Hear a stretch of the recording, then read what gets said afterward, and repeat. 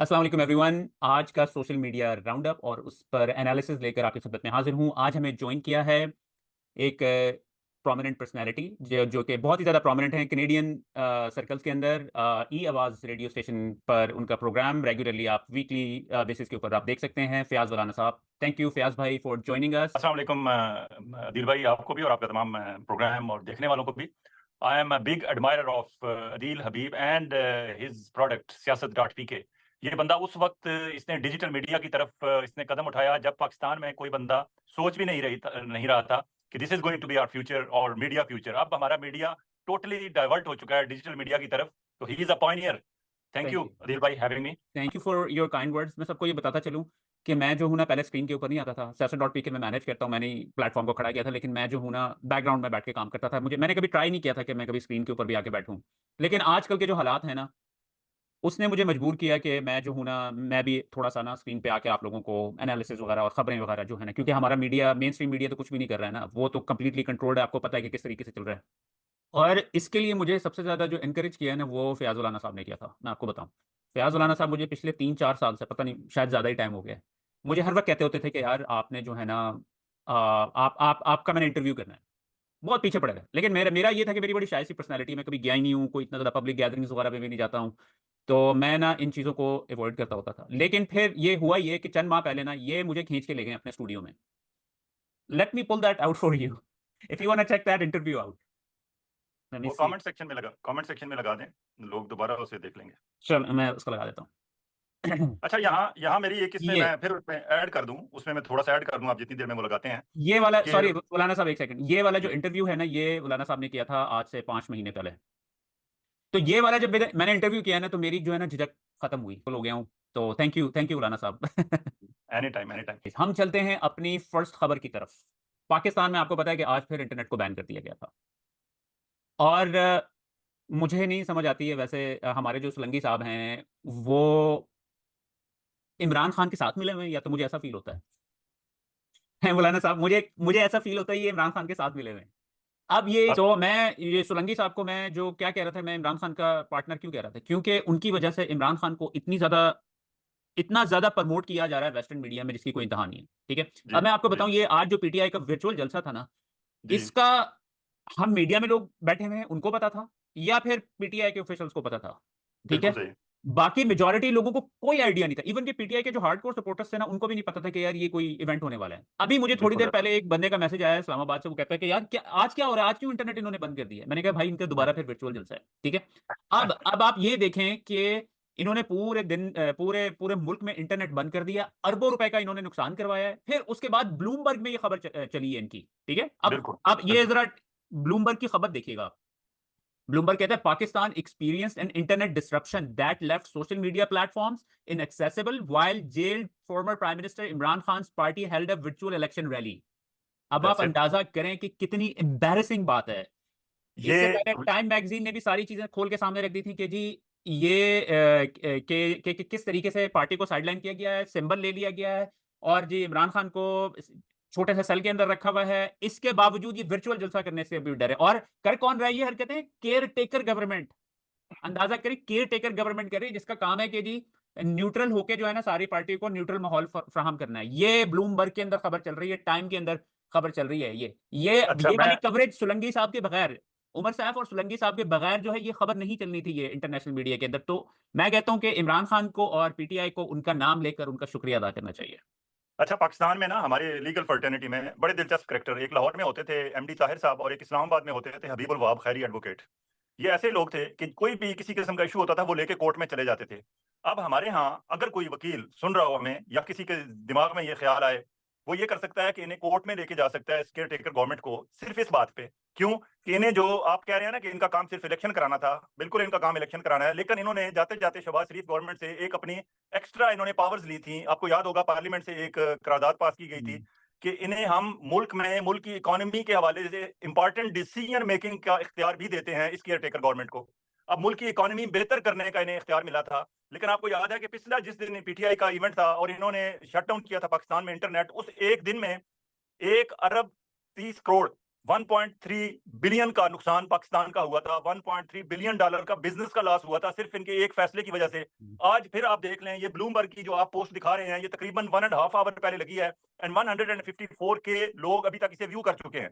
अब इसे मजीद कितने लोग देखेंगे और कहां तक ये बात जाएगी, लेकिन ये जितनी देर वर्चुअल जलसा होगा उसके भी कल तक आ जाएंगे फिगर्स आपके पास कि हमारी पाकिस्तान की इकोनॉमी को कितना लॉस हुआ। अगर कोई lawyer supreme court, high court या किसी भी कोर्ट में इन्हें लेके जाए केयर टेकर गवर्नमेंट से कि आपको एक्स्ट्रा इख्तियार मिले थे मुल्क की इकोनॉमी ठीक करने के, आप वो एक्स्ट्रा इख्तियार इस्तेमाल कर रहे हैं मुल्क की इकोनॉमी को नुकसान पहुंचाने के लिए, इसलिए आप जरा इधर कोर्ट में आके जवाब दें। आप ये बार बार इंटरनेट क्यों बंद करते हैं? इंटरनेट पे सिर्फ पीटीआई के लोग जलसा देखने के लिए नहीं बैठे हुए। जाहिल लोगों, इस जाहिल गवर्नमेंट को और इसके जाहिल वज़रा को इस बात का अंदाजा नहीं है कि भाई इंटरनेट पे हमारे लाखों करोड़ों नौजवान काम कर रहे हैं इंटरनेट पे बैठ के। वो मुख्तलिफ जो वेबसाइट्स हैं, ऑनलाइन बिजनेस कर रहे हैं, उन बेचारों का घर का चूल्हा इसी से चल रहा है।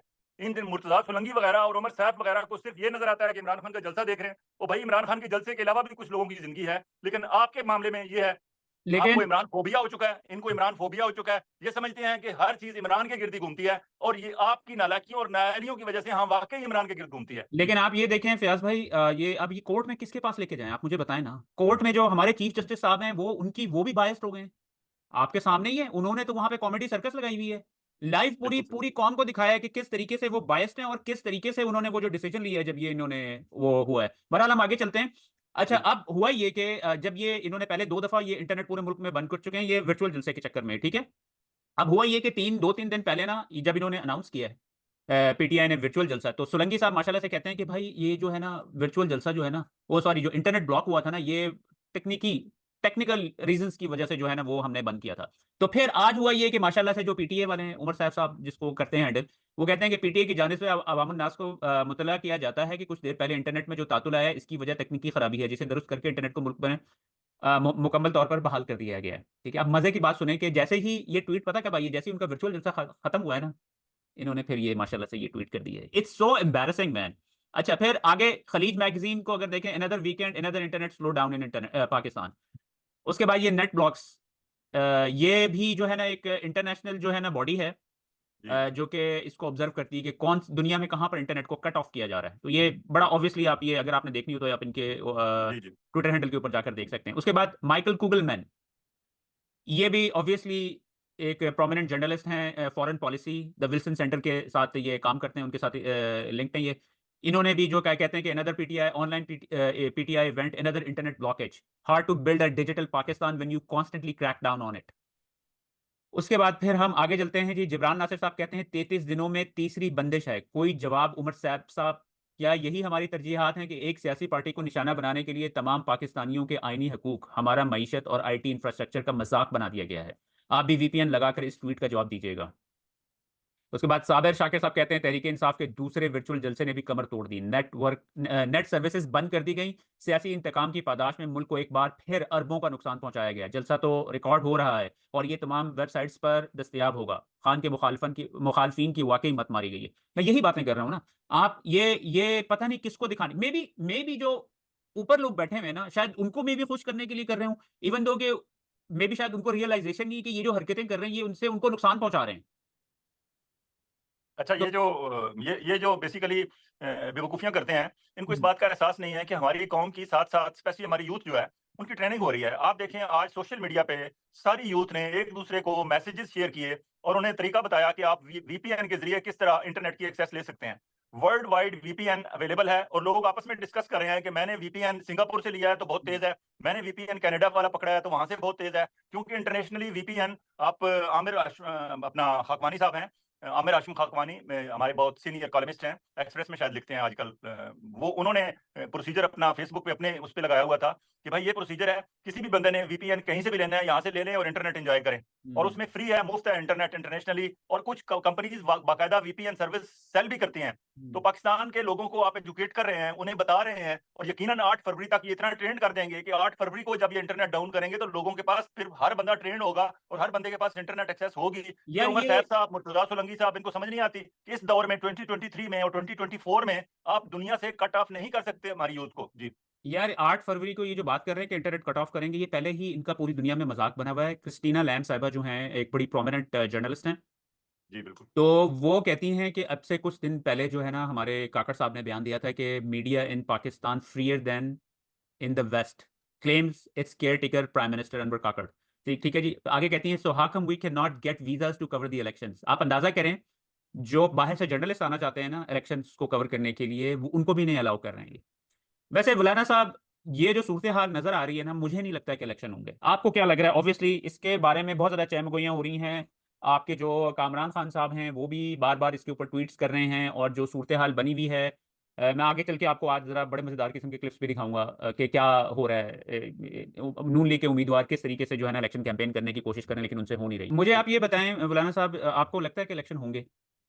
क्योंकि इलेक्शन इलेक्शन इलेक्शन की जो इलेक्शन एक्सरसाइज इलेक्शन की जो एक्सरसाइज इलेक्शन की जा रही है ना वो इन्हीं को दिखाने के लिए दी जा रही है। पाकिस्तानियों को तो पता है ना कि ये शैम इलेक्शंस हैं, रिग्ड यानी कि होने इलेक्शन, सबको पता है कि क्या सूरत हाल है। मुझे ऐसा लगता है अच्छा कि ये उन्हीं को दिखाने के लिए कर रहे हैं जिन्होंने ऑब्वियसली पिछली गवर्नमेंट को रिमूव किया था और उनको ऑर्डर किया था कि भाई ये नए लोगों को लेके आए, राइट?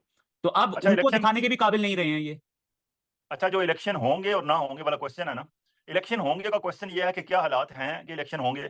मेरे ख्याल में जो इलेक्शन कराने वाले हैं वो ये चाहते हैं कि कन्फ्यूजन इतना पहुंच फैला हुआ हो, और इस हद तक हम एक पाकिस्तान तहरीक इंसाफ को एक ही पार्टी है जिसको वो दीवार के साथ लगाना चाहते हैं, बाकी तो किसी के साथ उनका कोई मसला नहीं है, बाकी तो सारे इनकी जेब में है। इस पीटीआई को हम इस हद तक दीवार के साथ लगा दें, पब्लिक में इस हद तक कन्फ्यूजन फैला दें, और इस हद तक लोगों को गैर यकीनी की सूरत हाल हो कि 8 फरवरी को भी लोग सुबह उठें तो आधी कौम कह रही हो होंगे इलेक्शन और आधी कहें नहीं होंगे, आधे कहें आज पोलिंग होगी आज नहीं होगी। ये इसी अच्छा जी मौलाना साहब आज जो है ना पीटीआई ने फाइनली जी, आपने अगर फिगर आउट करना है ना कि आपकी कॉन्स्टिट्यूएंसी में कौन सा आजाद उम्मीदवार पीटीआई का है उसकी उन्होंने पूरी लिस्ट शाया कर दी है। अगर आप लोगों ने खुद एक्सेस करना हो इसको तो आप insaf.pk/election2024 पर उसको जाकर एक्सेस कर सकते हैं। मौलाना साहब आपकी कॉन्स्टिट्यूएंसी कौन सी है पाकिस्तान में? चकवाल। सॉरी, फैसला जमीर का वोट है या जमीर का, ये नारा लग रहा है चकवाल नहीं में। मुझे मुझे बताएंगे कि कौन सी क्या है, नंबर क्या आएगा इसका? NA 59 है या NA 60 है, I don't remember exactly, N A लेकिन ये फिफ्टी चकवाल। नाइन 59 पे तो नहीं है ये 58 देखें। 58 अयाज अमीर साहब बाजा। बिल्कुल बिल्कुल दिस इज बिल्कुल, याद ब्रिलियंट मैन। बिल्कुल दिस बिल्कुल। Is absolutely brilliant. और उसके बाद उन्होंने अपना जो है ना व्हाट्सएप चैनल भी लॉन्च कर दिया है। आप लोगों अच्छा, ने ये वेबसाइट का एड्रेस जरा रिपीट कर दें लोगों के लिए। जी जी insaf.pk/election2024 ठीक ठीक है है। जी। आप यहाँ पे जाके कर सकते हैं। इसका एक और भी यूआरएल है pticandidates.com। ये देखिए जी ये असर माशवानी साहब जो है उन्होंने ये लिखा हुआ है। तो ये दोनों दोनों यूआरएल से जो है ना आप इसको एक्सेस कर सकते हैं। भाई, आगे चलते हैं। इस वक्त सूरत हाल ये बनी हुई है, बहुत ज्यादा क्रिटिसिज्म हो रहा है नून लीग के। अब हमारे पास जो है ना 10 मिनट रह गए हैं जी ये पॉपअप आ गया है जूम का, मुझे I think I need to upgrade. अच्छा जी हम 10 मिनट में इसको रैप अप करते हैं क्योंकि काफी हमारी लंबी बातचीत हो गई है। अच्छा ठीक है। जी नून लीग के ऊपर बहुत ज्यादा क्रिटिसिज्म हो रहा है, नवाज शरीफ के ऊपर बहुत ज्यादा क्रिटिसिज्म हो रहा है कि भाई क्यों नहीं निकल रहे हो आप आपके आपको 80% जो है पूरा मैदान खाली करके 80% जो आवाम थे उनको खुडे लाइन लगा के आपके सामने प्लेट में रख दिया गया है। लेकिन मसला ये हो रहा है, कल भी मैंने क्लिप शेयर किए थे कि ये जैसे ही बाहर निकलते हैं लोग, वो कल नूर आलम खान साहब निकले थे, लोगों ने उनका वाड़ के रख दिया अकॉर्डिंग टू शेर शेर मुरव्वत साहब। तो अब क्रिटिसिज्म की वजह से जो है ना ये इरफान सिद्दीकी साहब हैं तो ये जर्नलिस्ट ही, लेकिन ये आजकल स्पोक्स पर्सन है नवाज शरीफ के, तो कहते हैं कि नवाज शरीफ मौसमी हालात की वजह से जलसे नहीं कर रहे हैं। ठीक है, अब कौन से मौसमी हालात हैं भाई? क्या वहां पे भी -25 है टेम्परेचर? क्या सीन है? ये सियासी मौसमी हालात। सियासी मौसमी, ओह सही सही सही, इनको प्रॉपर तरीके से कोट नहीं कर सके। अब ये वाला क्लिप देखिएगा बुलाना साहब, ये वाला क्लिप है ना, अब आप ये अफसोसनाक सूरत हाल है मियां साहब की। ये देखें। ये ये रावलपिंडी में रैली निकल रही है नून लीग की, एक ही बंदा जोर लगा रहा है। देखो देखो कौन आया, देखो देखो कौन आया,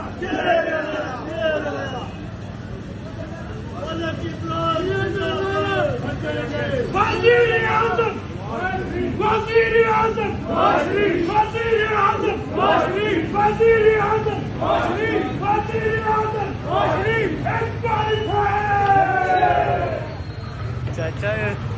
आगे चलते हैं।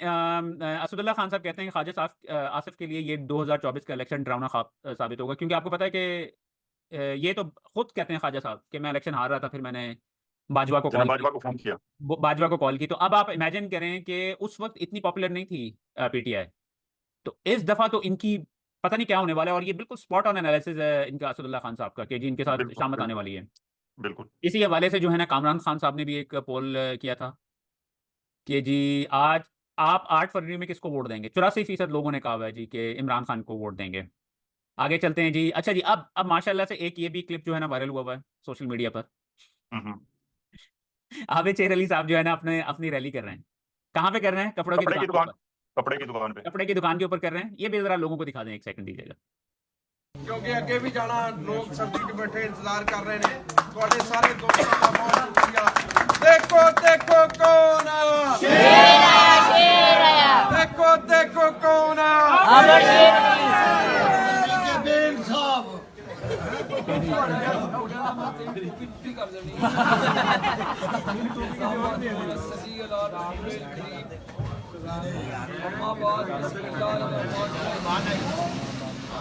मेरे प्यारे छोटे भाई